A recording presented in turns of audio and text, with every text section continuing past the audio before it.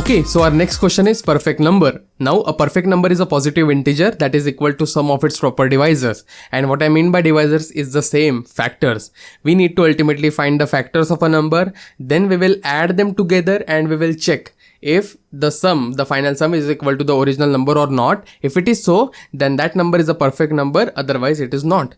It is that simple, okay? And I told you how to calculate factors multiple times in the previous problems.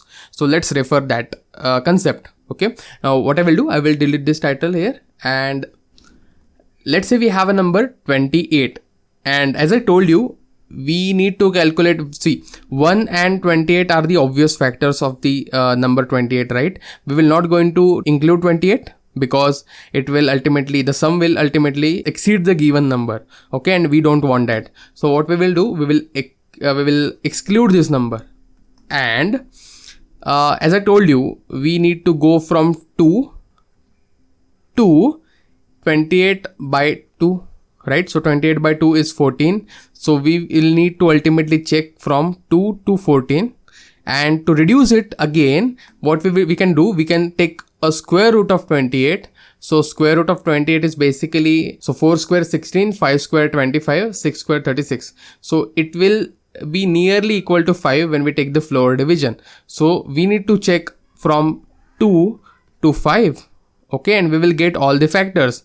So let's see what we can do. Let's write the pseudocode directly and we will optimize the pseudocode. Okay, now let's write the pseudocode here. So we have number n equal to 28, and let's say we are using a list to store all the factors. Okay, and we have starting number that is 1. Okay, now what we will do, we will run a loop. So for I equal to 2 to I equal to root n.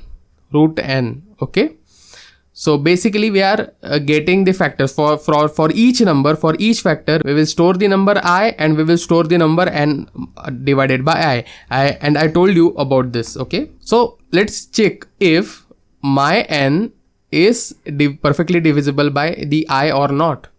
Okay, if it is divisible, then what we can do, we can append the number, that is append I, and we will also append n by I. I hope you are clear in this, right?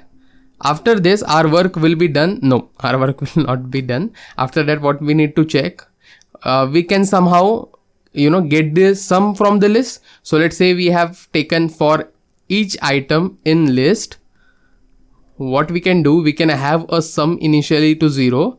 Then we can add that sum equal to sum plus the item.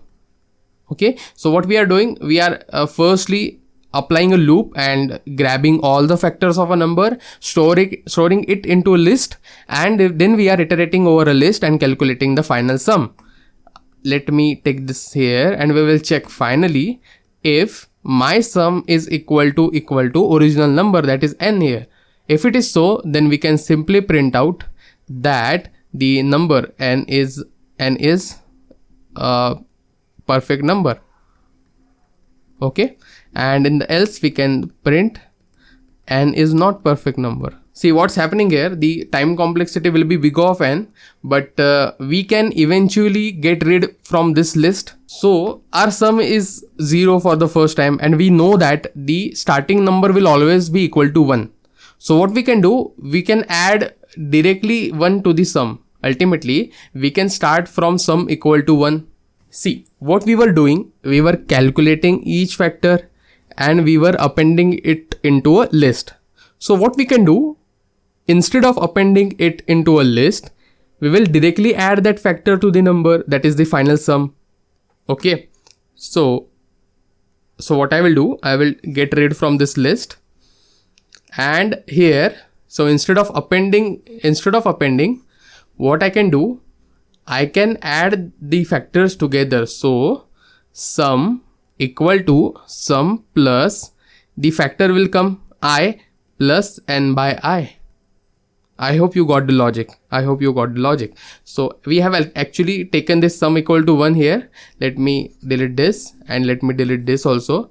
We don't want this because we have already executed this in the loop itself.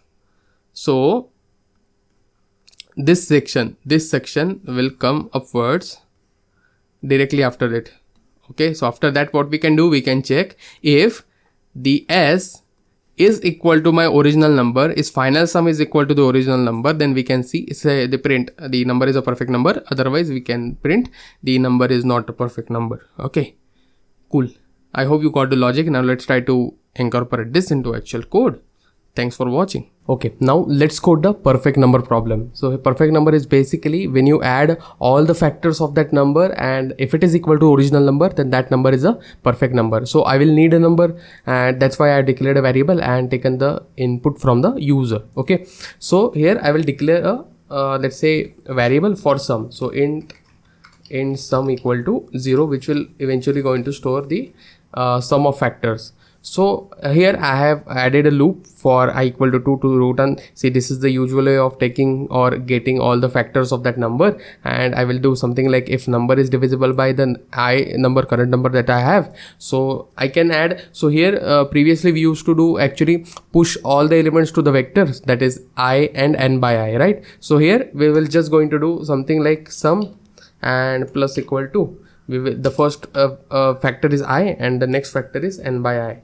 Okay, so this is how you can actually grab all the factors. So n is the number here, okay, sure. After that all the iterations are over, we can directly print the instead of printing, we can check if my sum is equal to original number is number here. It will not reduce to 0, so we can directly use it. If it is there, then we can say that the number is a perfect number. So is a perfect number. Cool.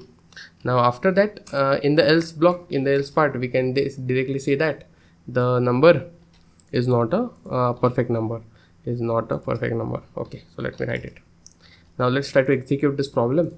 I will create a problem and let's give input like 6. 6 is a perfect number. So if you run it, okay, so what I did here, I actually initialized the sum with 1, because we know that 1 is also a factor of that number. 1 is obviously a factor of that number. So instead of starting from 0, we will start from 1, because we have already added 1 to it. Okay, and here I added a condition if my I, that is both the factors are equal or not.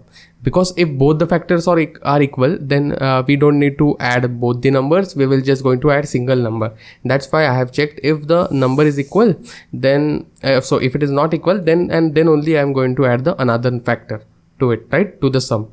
Okay, and at last I am just checking if sum is number, it will going to print, else it will not, it will print is not a perfect number. So if you save it and run a problem, create a problem, we know that 6 is a perfect number. So if you run it, you will get 6 is a perfect number. And if you get something like 28 is a perfect number, you will get 20 is as a perfect number, and 20, let's say 87, something like that, it's not a perfect number. So it's working fine. Now it's your time to do the code. Thanks for watching.